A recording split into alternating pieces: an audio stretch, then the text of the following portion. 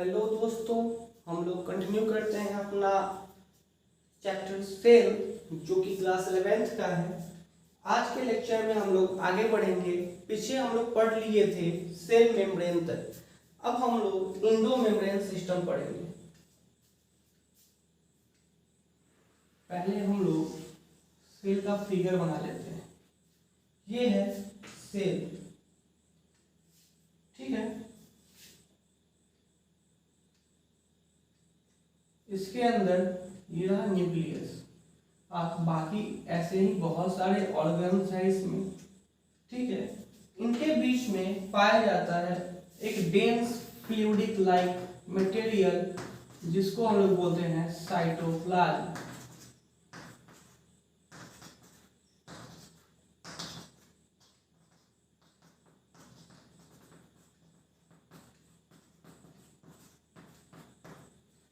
ठीक है, dense fluidic like material जिसको हम कहते हैं साइटोप्लाज्म। साइटोप्लाज्म का बस सिर्फ और सिर्फ एक ही काम है, जितने भी सेल के अंदर ऑर्गेनेलीज हैं उनको होल्ड करके रखने का, उनमें आपस में एक्सीडेंट ना हो पाए, ये लोग एक दूसरे से टकरा ना पाए, ठीक है। उसको बोलते हैं साइटोप्लाज्म। इसी तरीके का एक और डेंस मटेरियल पाया जाता है जो न्यूक्लियस के अंदर पाया जाता है, जिसको हम लोग बोलते हैं न्यूक्लियोप्लाज्म।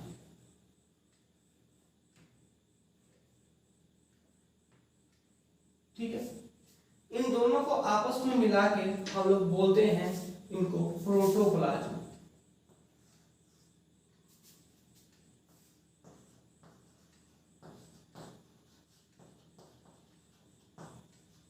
देखते हैं, सेल के अंदर का बात करें तो उसको बोलते हैं साइटोप्लाज्म, न्यूक्लियस के अंदर का बात करें तो उसको बोलते हैं न्यूक्लियोप्लाज्म, और दोनों को अगर साथ में बोलना हो तो बोलेंगे प्रोटोप्लाज्म। ठीक है, ये डेंस फ्लूइडिक नेचर इसका इसलिए होता है क्योंकि ऑर्गेनेली आपस में टकरा ना पाए। ये ऑर्गेनेली क्या है? ऑर्गेनेली जैसे ह्यूमन में देख लेते हैं तो जो भी ऑर्गन्स है वो कोई ना कोई फंक्शंस परफॉर्म करने के लिए उनको हेल्प करते हैं। सांस लेने के लिए अलग, खाने के लिए अलग, किसी चीज को होल्ड करने के लिए अलग, एनर्जी बनाने के लिए अलग। उसी तरह सारे इसमें ही फंक्शंस परफॉर्म करते हैं। वो ऑर्गन जो सेल का फंक्शन परफॉर्म करते हैं वो सब कहलाते हैं सेल ऑर्गेनेलीज। वो सब कहलाते हैं सेल ऑर्गेनेलीज। ठीक है, तो अब हम लोग अंदर चलते हैं। ठीक है, इसको मिटाते हैं। हम लोग पढ़ते हैं Indo membrane system.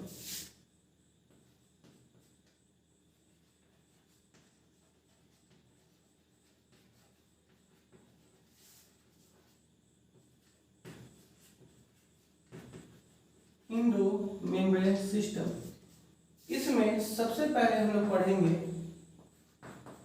Endoplasmic reticulum,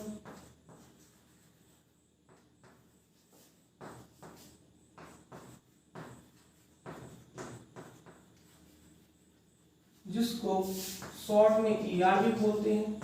दूसरा हम लोग पढ़ेंगे गोल्जी बॉडी,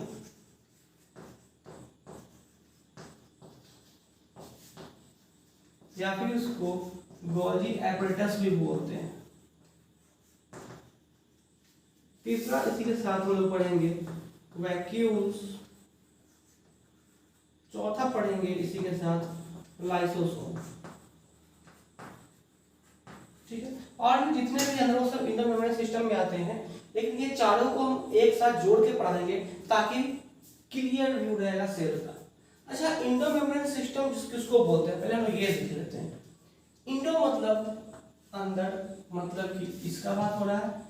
मेम्ब्रेन मतलब मेम्ब्रेन के अंदर, तो ये सेल मेम्ब्रेन है हमारा, इसके अंदर का बात हो रहा है। और सिस्टम मतलब ग्रुप ऑफ सब्सटेंसेस, किसी भी चीज के ग्रुप को क्या बोलते हैं? सिस्टम से बोलते हैं। ठीक है, तो इंडो मेम्ब्रेन सिस्टम में हम लोग पढ़ेंगे इंडोप्लाज्मिक रेटिकुलम पहले, फिर गोल्जी बॉडी, फिर वैक्यूल्स और फिर लाइसोसोम। तो इस लेक्चर में हम कोशिश करेंगे कि ईआर इंडोप्लाज्मिक रेटिकुलम और गोल्जी बॉडी को कंप्लीट कर देने का। हम लोग आगे बढ़ते हैं।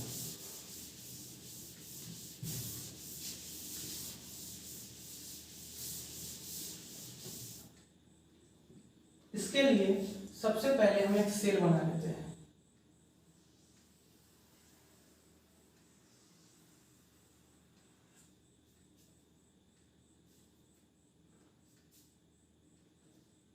इसके बीच में न्यूक्लियस।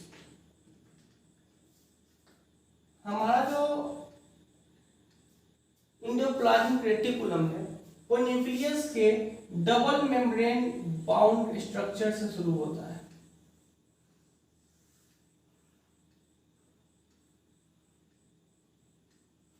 कुछ इस तरीके का। ये जो न्यूक्लियस है हमारा, इसमें दो मेम्ब्रेन होता है, एक इनर वाला जो कंप्लीट पैक्ड है और जो बाहर वाला जिससे कंटिन्यू होता है हमारा एंडोप्लाज्मिक रेटिकुलम। न्यूक्लियस के बारे में हम लास्ट में पढ़ाएंगे, इस जब प्लेलिस्ट के सबसे लास्ट वाले वीडियो में मिलेगा न्यूक्लियस। ठीक है, तो ये है हमारा एंडोप्लाज्मिक रेटिकुलम। ये कुछ सर्कुलर कहने का मतलब फोल्डेड पाथ से मिलकर बना हुआ है। ठीक है, ये फोल्डेड पाथ से मिलकर बना हुआ है और इस फोल्डेड पाथ को हम लोग बोलते हैं सिस्टर्न। ठीक है, अब एंडोप्लाज्मिक रेटिकुलम दो टाइप्स के होते हैं, स्मूथ और रफ। स्मूथ किसको बोलेंगे, एक एग्जांपल देख लीजिए। अगर आप सिंपल हाथ पे ऐसे रब कर रहे हैं तो स्मूथ लग रहा होगा, लेकिन थोड़ा सा मिट्टी लगा लेंगे तो यहाँ पे क्या दिख रहा है हम लोग को, हल्का हल्का रफ सरफेस लग रहा है। ठीक है, तो इसका मतलब रफ में कुछ ना कुछ ऐसा बातें, ऐसा पार्ट्स होगा, ऐसा कुछ होगा जो उसको रफ बना रहा होगा। बिल्कुल है ऐसा,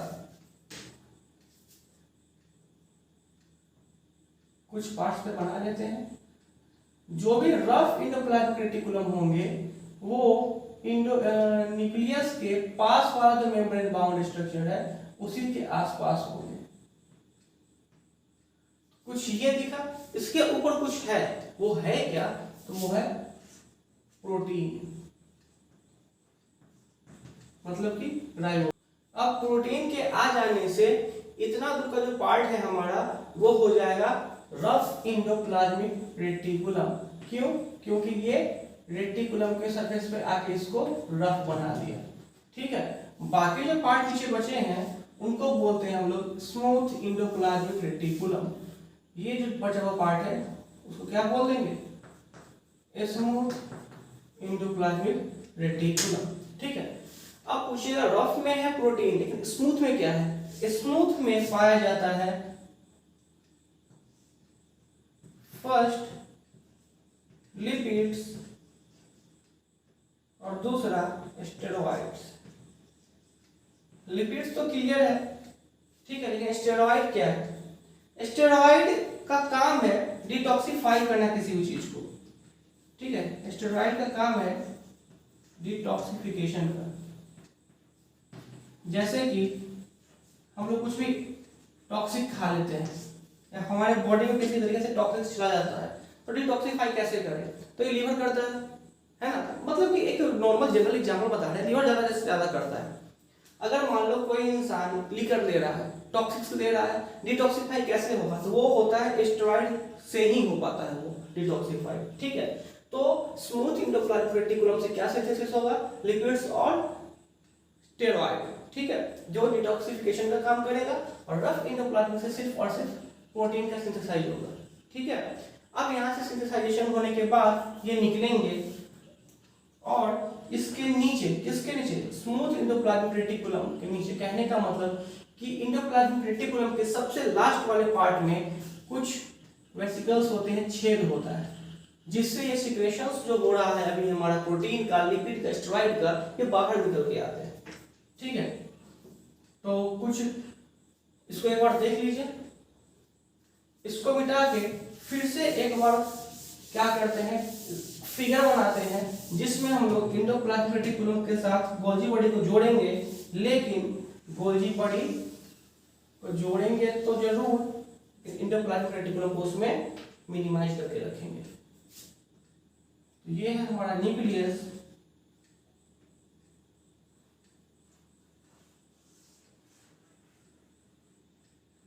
ये है हमारा एंडोप्लाज्मिक रेटिकुलम, और हम जो बोल रहे थे वेसिकल्स कुछ यहाँ पे मान लेते हैं। जस्ट इसी के नीचे पाया जाता है गोल्जी बॉडी, जिसका स्ट्रक्चर ट्यूबुलर फॉर्म का होता है।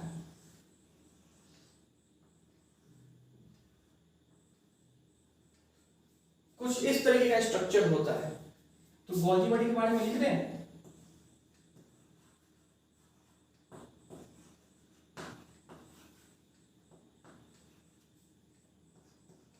सबसे पहला बात कि इसका जो स्ट्रक्चर होता है ट्यूबुलर फॉर्म का होता है।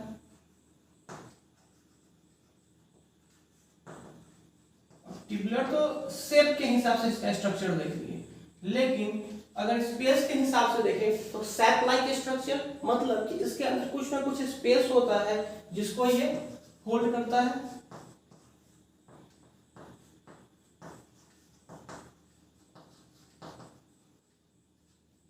ठीक है, सैप लाइक स्ट्रक्चर होता है। ये एज अ स्टोर हाउस काम करता है। कैसे कि जनरली हम लोग क्या करते हैं कि महीने भर का राशन ले आते हैं और अपने घर में स्टोर रूम में रख देते हैं, और जब वहां से जरूरत होता है तो हम सप्ताह भर का सामान वहां से ले लेके आके यूज करते रहते हैं। कुछ उसी तरह ये भी है। कुछ ऑर्गेनिक, मतलब कि जितने भी ऑर्गेनिक साइटोप्लाज्म में है हमारे, उनको जब कभी भी जरूरत होगा प्रोटीन का, लिपिड्स का, तो आएंगे गोल्जी बॉडी के पास और इससे रिसीव करके चले जाएंगे। फिर उनका एनर्जी खत्म होगा, फिर वो आएंगे इनके पास, फिर लेके चले जाएंगे। तो अच्छा ठीक है, लेके चले जाएंगे। तो ये एज अ पोस्ट ऑफिस की तरह काम कर रहा है कि नहीं? देखिए तो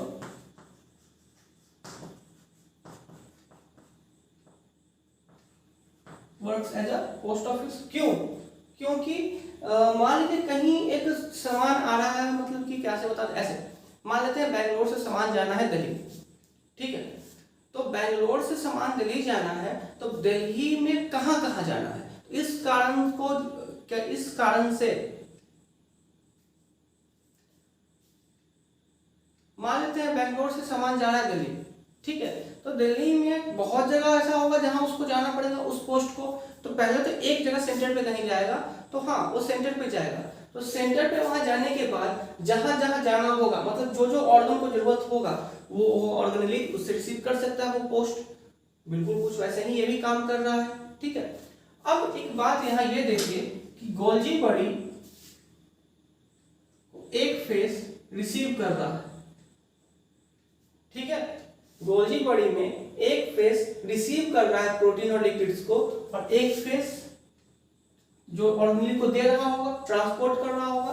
तो जो फेस रिसीव करता है उसको हम लोग बोलते हैं सिस फेस, और जो फेस ट्रांसपोर्ट का काम करता है उसको हम लोग बोलते हैं ट्रांसफेस। कोई दिक्कत नहीं। अब देखिए, अब यहां से आना है इसको प्रोटीन और लिपिड, और कार्बोहाइड्रेट पहले से है। तो इसमें क्या होगा कि कार्बोहाइड्रेट